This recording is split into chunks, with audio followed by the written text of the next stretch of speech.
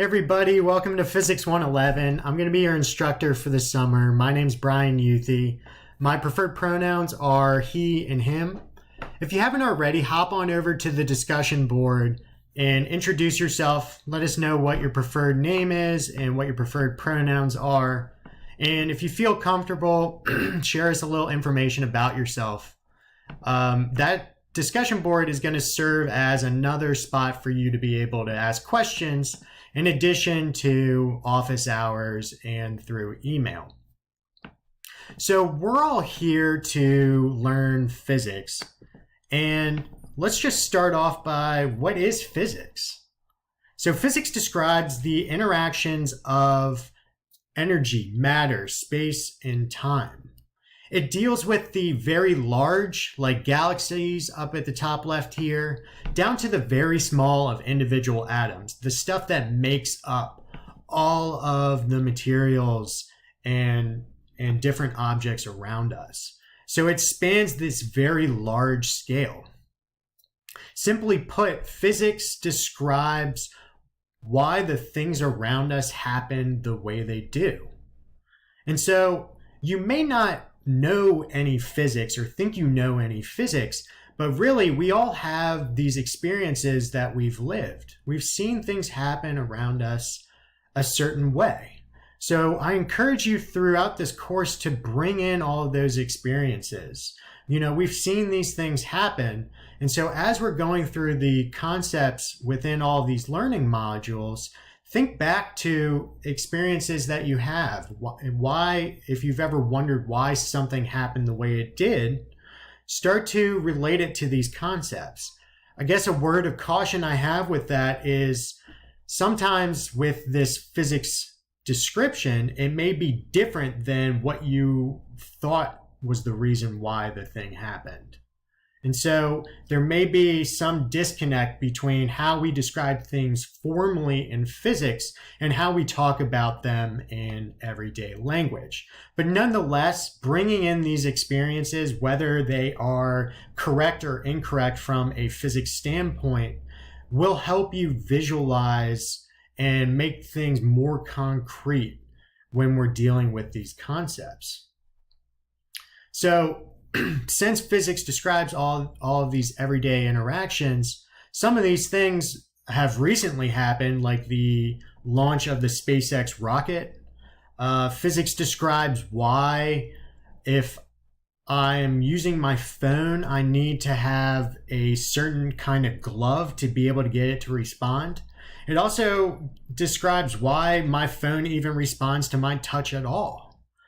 And then it deals with probably less interesting things, but why on-ramps and off-ramps have different speed limits. What determines why that speed limit's there and why it even matters? And so physics can give you that description, and we'll be doing stuff that explains some of these things. So moving on, I'm sure a lot of you are going to be coming from different educational backgrounds, so your field is not going to be physics, I assume. But if you look closely, the fingerprints from physics can be seen in all of these different areas. So with chemistry, chemistry deals with the interactions of different atoms and different molecules. Well, physics is what describes those interactions. Chemistry deals with those processes, but physics describes the interactions. With biology, we have how animals are moving, whether it's on the land, in the sky, in the water. Physics describes that motion. In more applied areas, with athletic training or physical therapy, how joints are moving or how your limbs are moving, the stress on certain bones, those things can be described from a physics standpoint. And then with engineering, the development of new technologies, how we're getting faster phones, how we're getting better resolution cameras, how our TVs are getting higher resolution and more energy efficient. All of these things are being driven by principles in physics. And then the building of pretty much all of the infrastructure is rooted in the laws of physics. How are these things going to behave over time is going to be described using physics. And then with geology and environmental science, the idea of energy and energy consumption and climate change, those things are described using physics, which directly impacts those fields. So for all these different fields, you can trace back components to physics and how physics can apply to these different fields. So one thing that I encourage you to do throughout this course is to think about what your field of study is and how these concepts in physics can relate. Or if you have questions about it, reach out and we'll try and make that connection to make things more concrete and make it more applicable to what you hope to do moving forward. And so now we're going to hop into Module 0. The learning objectives for Module 0 are listed here. In all of these intro videos, I'm going to be listing these learning objectives because I think it's useful. At the end of the module, I encourage you to go back and look through these and ask yourself, when you're done this module, am I able to explain what physics is? Am I able to describe some applications of physics? And so if your answer is a kind of, or I have no idea, then you should go back to the note packet or the textbook and look. And if you're still unsure and you didn't just need a refresher on it, then you should reach out, come to my office hours or email me to make sure that you know all of these things, because all of these concepts build on one another in physics. So if you don't have this base foundation right, if you're missing a few bricks here and there, as we start piling those bricks on, it could leave for a shaky foundation.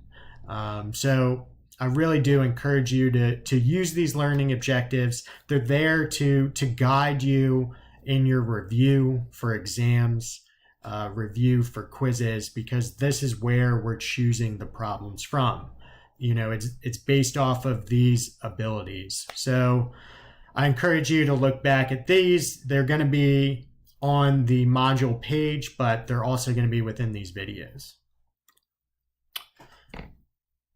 So units that we're going to be dealing with in physics, we're primarily going to be working in SI units, or the International Standard of Units. And so those are comprised of 4 fundamental base units, which are dealing with length, mass, time, and electric current. And so length has units of meters, mass has units of kilograms, time has units of seconds, and electric current, which we're not going to be dealing with in this course, is units of amperes, or amps for short. And so from these base units, all of the other units that we're going to be dealing with can be written in terms of these base units. So a couple examples of that would be speed. Speed is a measure of length over change in length over change in time. So it's going to have units of meters divided by seconds, which is the fundamental units for length and time. And then this idea of force, if I'm pushing on something, we're going to get to this later on, but this has units of newtons. But newtons, which is a derived unit, can be written in terms of kilograms, meters, and seconds. So all of these derived units can be boiled down to in this case, 3 fundamental units that we'll be using in this course. And so another type of thing that we'll use is this idea of prefixes. So prefixes allow you to to give a scale to your number, really. So really big for computers, you may have heard gigabytes or megabytes. And really that is just a measure of how many bytes. So with mega, it's 10 to the 6 bytes. Or giga, it's 10 to the 9th bytes. So it's a lot of bytes. And then if you go down with centimeters or millimeters, we've heard of those things before. And so that is, 10 to the minus 2 meters, millimeters, which is 10 to the minus 3 millimeters. So those are smaller than the just single unit of 1. And then it keeps going down. So the example I have here is this image of a human hair.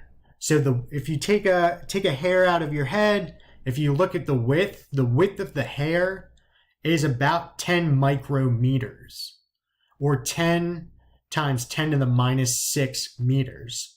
So it's a pretty small width. And so these prefixes are things you might see in the wording of problems. So it's just another way to write out a numerical value. And so here's an example. I'm going to flip around my computer to write on it. And so here's an example of a unit conversion problem and an approximation problem, which are both listed within the learning goals. And so the question that we were asked is, how many heartbeats are there in a lifetime? And that's the only information that you're given. So this is where the approximating comes into play. So the question is can we approximate something about how many heartbeats there are? And so the first step that I did was to come up with an approximation. And so I chose the approximation to be there's 100 heartbeats in a minute. And so that's probably a little high for a resting heart rate, but I chose that to just kind of make the math easier. Again, you could choose 70 heartbeats per minute. It really doesn't matter all that much as long as you're within some sort of ballpark range. You wouldn't choose 10 heartbeats per minute. I don't think that person is probably alive at that point. So 100 heartbeats per minute is the approximation. So that is how we're going to get this problem started and how we're going to build off of it. The next step is we need to know the heartbeats in terms of a lifetime. So we've got it started on some sort of framework for heartbeats. Now we need to get it in terms of a lifetime. And so this is where unit conversion comes into. So the first step is to convert minutes into hours. So that's 1 hour is 60 minutes. So minutes up top and minutes down below cancel each other. And then from hours, we want to get into a day. That's 24 hours is 1 day. So hours cancel up top and down below. And then from day, we want to get to a year. So 1 year is 365 days. So we have days down below and days up top. So those cancel. And then finally we reach, so these were unit conversions. And then finally we reach the last spot going from a year to a lifetime. So a lifetime is not a standard measure. So this is again another spot to approximate.